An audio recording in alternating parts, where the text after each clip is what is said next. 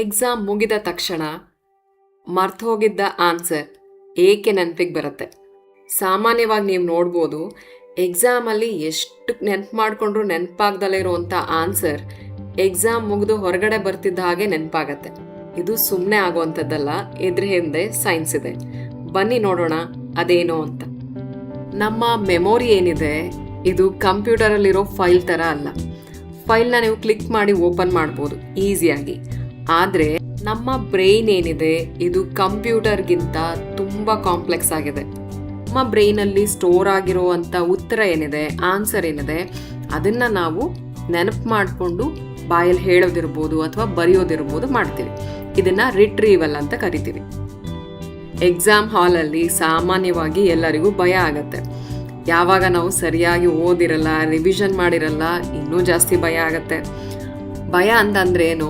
Stress hormones release ಆಗುತ್ತೆ.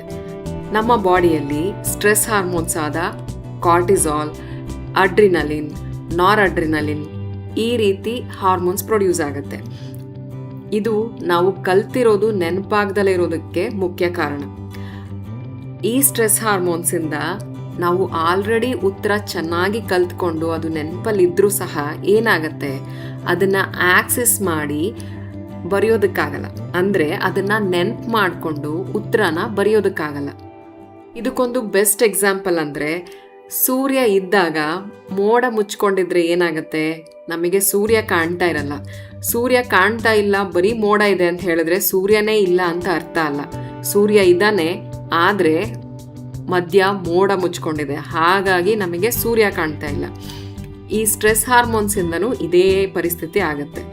ಈ stress hormones ಏನು ಮಾಡುತ್ತೆ, ಉತ್ತರ ನಮ್ಮ ತಲೆಯಲ್ಲೇ ಇದ್ದರೂ ಅದನ್ನು ನಾವು ಆಕ್ಸೆಸ್ ಮಾಡೋದಕ್ಕಾಗಲ್ಲ, ಅದನ್ನು ನಾವು ನೆನಪು ಮಾಡಿಕೊಂಡು ಉತ್ತರ ಬರೆಯೋದಕ್ಕಾಗಲ್ಲ. ಯಾವಾಗ ಸ್ಟ್ರೆಸ್ ಕಡಿಮೆ ಆಗುತ್ತೆ, ಉತ್ತರ ತಂತಾನಾಗೆ ನೆನಪಾಗತ್ತೆ. ನಾವು ಯಾವಾಗ ಕ್ವಶನ್ ಪೇಪರಲ್ಲಿ ಕ್ವಶನ್ನ ಓದ್ತೀವಿ, ಆಗ ನಮ್ಮ ಬ್ರೈನಿಗೆ ಒಂದು ಇನ್ಸ್ಟ್ರಕ್ಷನ್ ಹೋಗುತ್ತೆ, ನನಗೆ ಈ ಪ್ರಶ್ನೆಗೆ ಉತ್ತರ ಬೇಕು ಅಂತ. ನಮ್ಮ ಬ್ರೈನ್ ಆ ಪ್ರಶ್ನೆಗೆ ಉತ್ತರ ಹುಡ್ಕೋದಕ್ಕೆ ಸ್ಟಾರ್ಟ್ ಮಾಡುತ್ತೆ.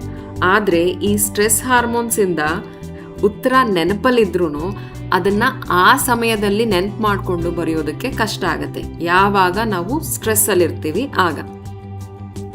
ಆದರೆ ಎಕ್ಸಾಮ್ ಹಾಲಿಂದ ಹೊರಗಡೆ ಬಂದಾಗ ಏನಾಗುತ್ತೆ, ಆಗ ನಮ್ಮ ಸ್ಟ್ರೆಸ್ ಏನಿದೆ ಅದು ನಿಧಾನವಾಗಿ ಕಡಿಮೆ ಆಗುತ್ತೆ.